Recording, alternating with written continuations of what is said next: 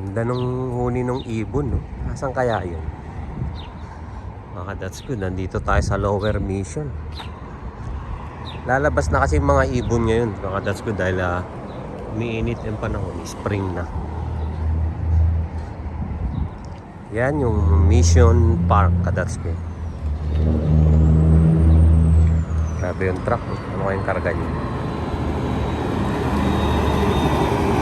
Haba, no? Oh. Tawid tayo. That's good. Ayan. Ang ganda ang sikat ng araw. Kaso malamig ka, that's good. Kasi mahangin. Yung mga halaman, ayan o, tumutubo na yung mga dahon nila, that's good. Gumaganda na naman yung mga halaman. Tatawid tayo rito. Pag tumawid, may, ayan, may pe-press ka lang. Tapos iilaw yan na may iilaw. Tapos tatawid tayo. Yun.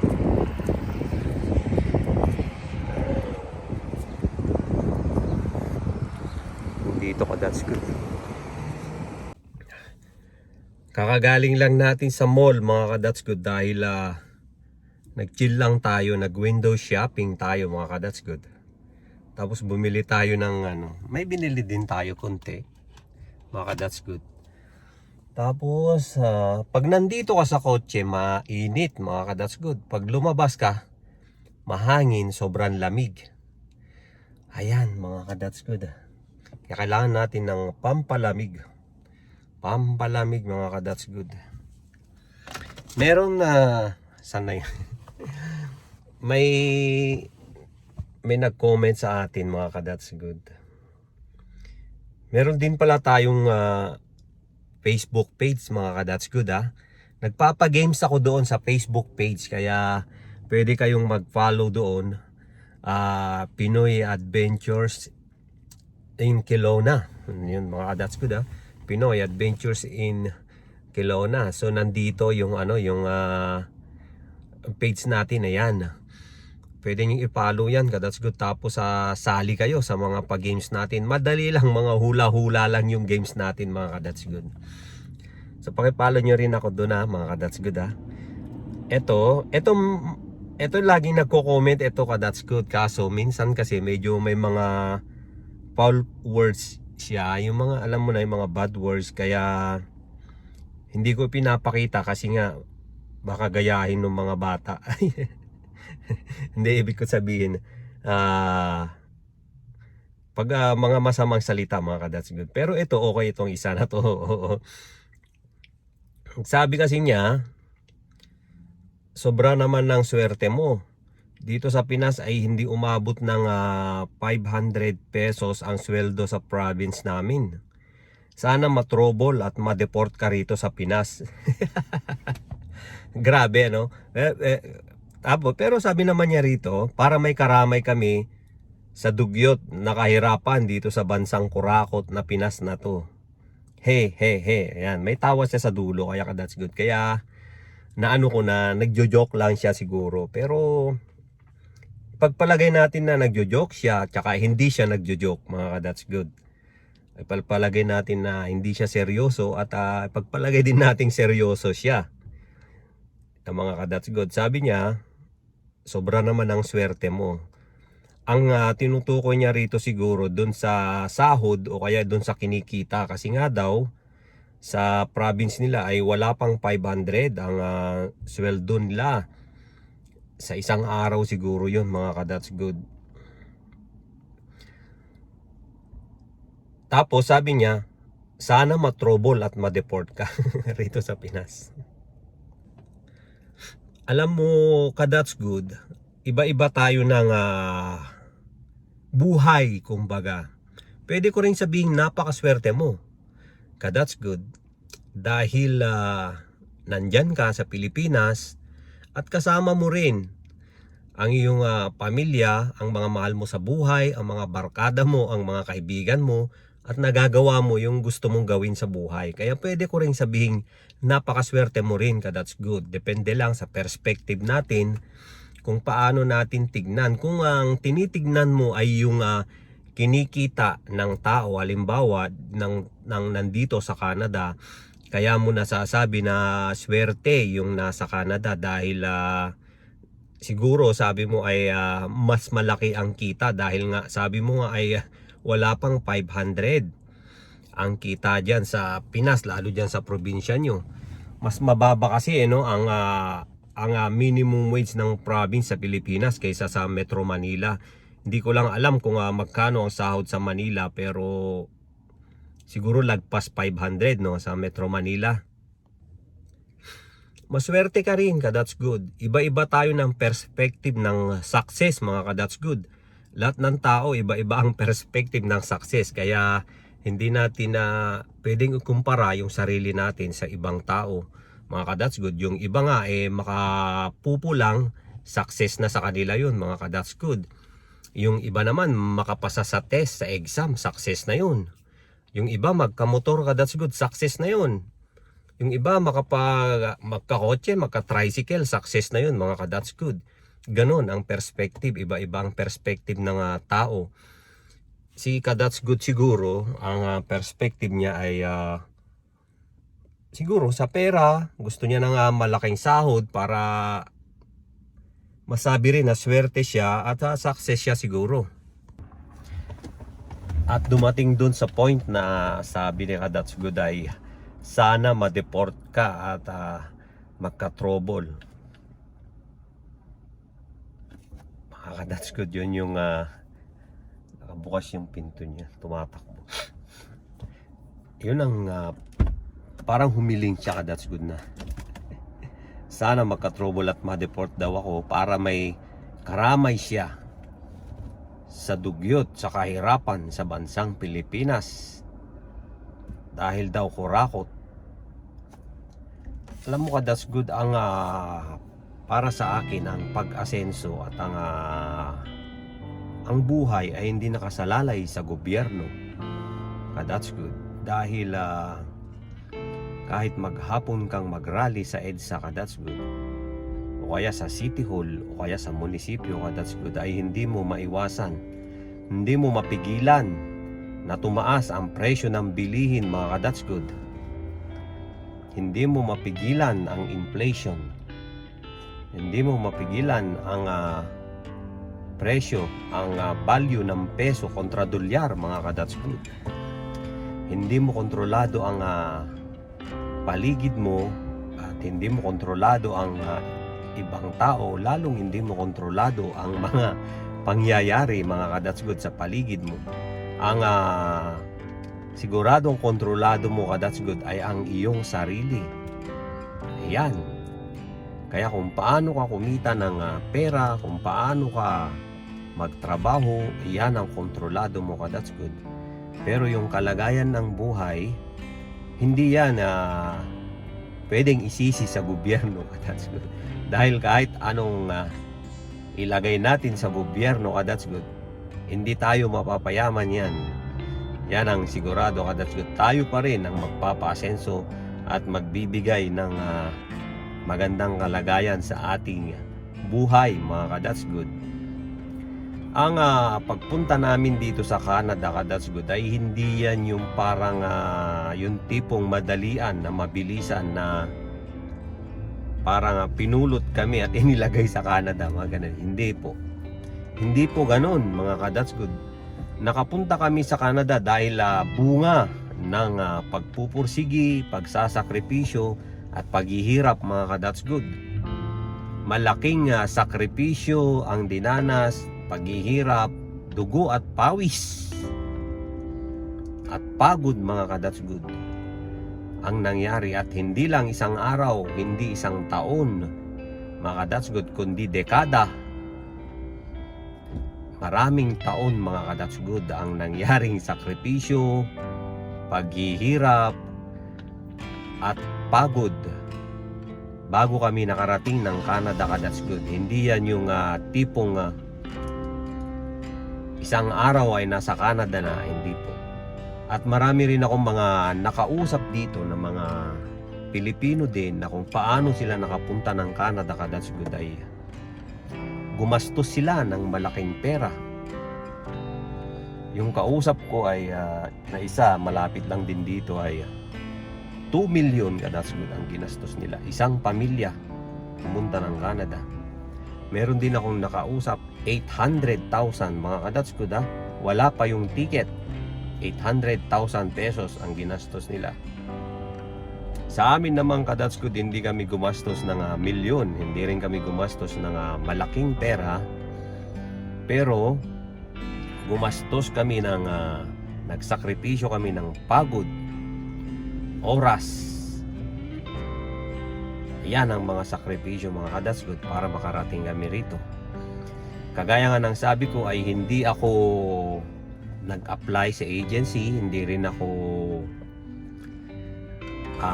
nag-abroad para makapunta rito, kundi na-sponsor ako ng misis ko. Ang misis ko ang nag-abroad, that's good.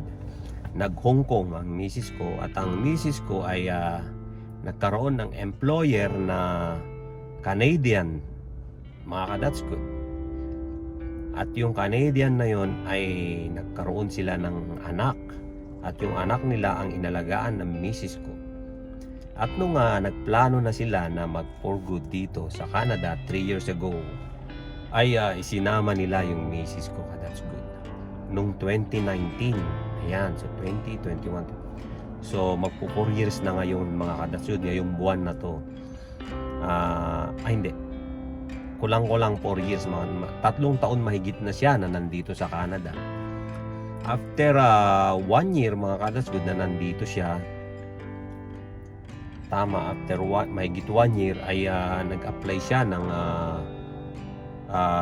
permanent residency mga that's good, at isinama niya ako dun sa application at na-approve mga that's good, kaya ako nakapunta rito sa Canada mga that's good. Hindi yun yung madali ang journey mga that's good. Ngayong nandito naman na ako sa Canada, inakala kasi namin noon mga that's good, at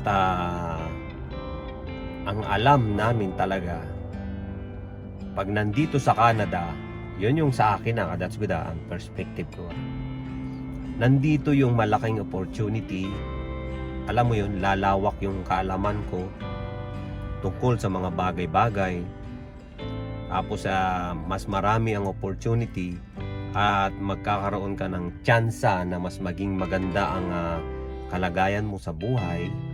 Yan mga that's good ang inakala ko noon, kaya namin ginustong mag-Canada, which is sa tingin ko mga that's good ay totoo naman mga that's good, dahil dito lumawak yung kaalaman ko sa mga bagay-bagay. At alam mo yun, pag nandito ako sa Canada, parang dyan lang sa kabila lang US na, parang ganun, parang kunting tumbling lang mapapasyalan mo ang US, mga ganung bagay. Parang lumiit yung, parang hindi ba lumiit, parang lumawak mga that's good, lumaki yung pananaw ba ang tawag doon, kasi ano bang tawag doon, yung alam mo yun, yung parang ang bilis mo nang puntahan yung mga iba-ibang lugar.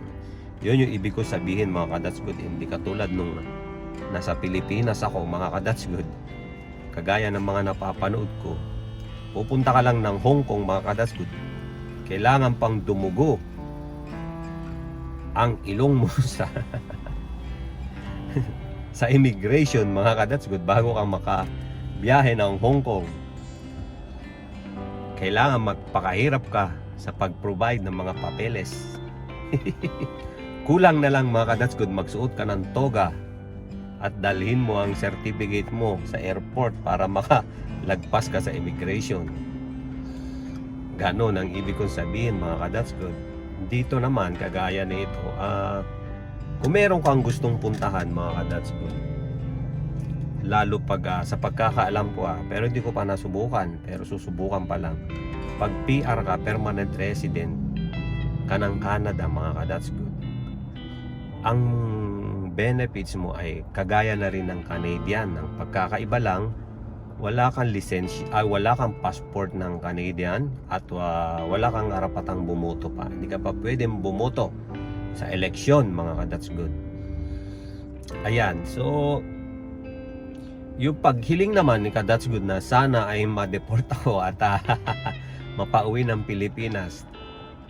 Yun ay siguro nagpapakita yun na talagang yung matindi yung damdamin ni That's Good doon sa kahirapan na nararanasan niya, no? Ewan ko lang That's Good kasi kung pahirapan ng buhay ang pag-uusapan ay naranasan ko rin mga That's Good ang pinakamahirap na buhay mga That's Good. Hindi yan yung naranasan lang ng ikaw That's Good. Hindi yan yung naranasan mo lang. Sinasabi ko rin na naranasan ko ang pinakamahirap na buhay That's Good sa Pilipinas. Kaya nararamdaman ko rin yung nararamdaman ni That's Good. Pero magsipag lang mga That's Good, magtiyaga. Hanapin mo yung alam mo yon, hanapin mo yung kailangan kasi meron ka pangarap That's Good. Yung pangarap mo, lagyan mo ng goal mga That's Good, unti-untiin mo para makuha mo yung pangarap mga That's Good. Huwag ka nang umasa sa gobyerno. Huwag mo nang isisi sa gobyerno mga That's Good ang nangyayaring kahirapan dahil wala tayong kontrol sa gobyerno at sa ibang tao mga That's Good. Hindi pa naman huli ang lahat That's Good. Buhay ka pa, humihinga ka pa That's Good. Ibig sabihin may pag-asa pa mga That's Good. Ang wala na lang pag-asa yung mga nasa ilalim ng lupa mga That's Good So habang buhay tayo, habang may hininga pa tayo, may pag-asa tayo mga That's Good. Kung gusto mo ring makapunta ng ibang bansa, kagaya ng Canada That's Good, pwede That's Good. Dahil kung nakapunta ang ibang tao sa Canada, ay pwede ka rin makapunta mga That's Good. Hindi yan madali. Sinasabi ko na, hindi talaga madali mga That's Good. Dahil para kang papasok sa butas ng karayom That's Good. Ang pagpunta ng Canada, maswerte yung mga may pera dahil madaling makapunta ng Canada That's Good. Mag-student visa, nasa Canada ka na That's Good. Pero pagdating dito, hindi pa rin madali That's Good. Kailangan mo pa rin magtrabaho, kailangan pa rin dugo at pawis pa rin ang gagamitin mo That's Good para kumita ka ng pera mga That's Good. Hindi yung kapag nandito ka na sa Canada ay mamumulot ka na ng pera. Hindi po uulan ng pera pag nandito ka sa Canada. Uulan ng snow mga That's Good. At uulan ng yellow mga That's Good. Ayan. Hindi uulan ng pera. Pagdating dito That's Good ay kailangan magtrabaho para may pera. Yan ang katotohanan That's Good Ang maganda lang pag nandito ka sa Canada That's Good, kagaya nga ng sabi ko ay iba ang dating. Depende sa aking perspective That's Good sa tingin ko, sarili kong kuro-kuro palagay. ang Canada That's Good ay parang tama nga yung sabi nila, para siyang paraiso That's Good. Kung ikukumpara sa Pilipinas mga That's Good iba ang pagkakaintindi ko ng paraiso, iba rin ang pagkakaintindi ng iba. Ang Pilipinas ay paraiso rin That's Good Paraiso ang Pilipinas ng mga nagbabakasyon dahil sa ganda ng Pilipinas, ng tanawin, ng mga white beach, ganyan. Ang ganda ng mga island, yan ang ibig kong sabihin. Paraiso ang Pilipinas tungkol dyan mga That's Good. Ang sabi ko naman, paraiso ang Canada mga That's Good ng mga, alam mo yon, dahil may mga kakilala ko rito, paraiso ng mga refugees galing sa mga bansang may giyera kagaya ng Afghanistan, Ukraine, Sudan, mga magugulong lugar mga That's Good. Nung naggulo ang Hong Kong, Taiwan mga That's Good, paraiso ang Canada dahil ang Canada ay tumatanggap mga That's Good ng mga refugee immigrants mga That's Good galing sa ibang bansa. At nagiging paraiso ang Canada That's Good dahil sa Canada, dito sa Canada That's Good, hindi ka makakaranas ng discrimination Paano yun mga ka-That's Good? Pag nag-apply ka ng trabaho rito ka-That's Good, hindi ka na, alam mo yon, ikukumpara ko lang sa Pilipinas dahil nag-empleyado ako sa Pilipinas. Ang napansin ko ka-That's Good, hindi ka hahanapan ng with pleasing personality. Hindi ka rin tatanungin sa edad mga ka-That's Good. Hindi tatanungin ang edad mo ka-That's Good. Sa Manila dati, ewan ko kung iba na ngayon, dati nung nag-empleyado ka sa Manila, kailangan 18 years old to 25 years old para makapag-apply ka direct sa isang company, halimbawa sa SM, sa Landmark mga ka-That's Good. At dito rin ka-That's Good ay hindi rin titignan yung alam mo yon, yung tinapos mo mga ka-That's Good. Hindi titignan, hindi tatanungin kung tapos ka na ba ng college or second year college, mga ganun. Depende ka-That's Good Ang sinasabi kong na-apply ang trabaho, yung mga sa mga ka-That's Good ano bang tawag doon, mga blue collar job. Blue collar ba yan mga yan? Alam mo yon, yung mga sa housekeeping sa hotel, mga ganun, yung mga crew sa mga fast food, mga sa restaurant, mga ganun ang sinasabi ko. That's good Napansin ko lang that's good base dun sa kwento ng mga kaibigan ko rito, mga kakilala ko. Tapos meron nga akong kakilala pumasok sa hotel nauna pa siyang nagtrabaho kaysa yung magpasa ng resume. Nagtatrabaho na siya, tsaka siya hiningan na resume. Mga ka-That's Good.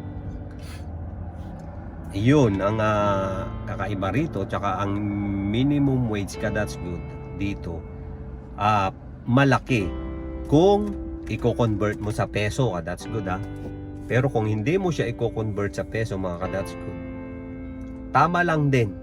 May matitira rin, makakaipon ka rin ka-That's Good. Kasi ang iniisip mo, yung perang iniipon mo ay malaki pag inuwi mo na sa Pilipinas balang araw, mga ka-That's Good. Pero yung value niya rito ay Canadian ang value niya mga ka-That's Good habang nandito ka. Yun ang sinasabi ko. Pero pag inuwi mo na, malaki na yan. Kasi yung $1,000 mo rito ay magiging 41,000, 40,000 pesos mga ka-That's Good. Depende sa palitan sa Pilipinas. Yan yung kaya ka-That's Good ano lang yan, kapit ka lang ka-That's Good. Huwag kang bibitaw.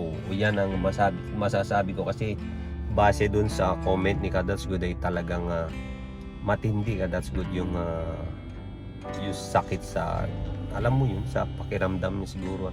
Manood ka lang mga ka-That's Good ng mga video natin dito sa YouTube mga ka-That's Good. Kahit papano ganyan ako nung nasa Pilipinas ako, nanonood ako ng YouTube. Pag nanonood ako parang nakakalayo ako ka-That's Good. Nakakarating ako sa iba-ibang lugar, nakakarating ako sa iba-ibang bansa. Parang nandun na rin ako pag nanonood ako mga ka-That's Good. Kaya ipapasyal ko kayo dito sa Kelowna ka-That's Good. Makita nyo kung gaano kaganda ang Kelowna, British Columbia mga ka-That's Good. Ipapasyal ko kayo rito. Kaya manood ka lang ka-That's Good Manood lang kayo sa YouTube natin mga ka-That's Good. At meron din tayong Facebook page ka-That's Good. Nagpapalaro ako doon, baka manalo ka. Pinoy Adventures in Kelowna yung page ko ka-That's Good. Ito post ko rito, i-follow mo ako doon ka-That's Good. Tapos every Saturday Philippine time ay nagpapagames ako mga ka-That's Good. Ang mananalo ay pinapadalhan ng GCash. Kaya maraming salamat mga ka-That's Good. Yung mga nanonood na hindi pa nakapag-subscribe, baka pwede pa-subscribe ako mga ka-That's Good dito sa YouTube natin. At papalo din ako sa page natin. Maraming salamat mga ka-That's Good.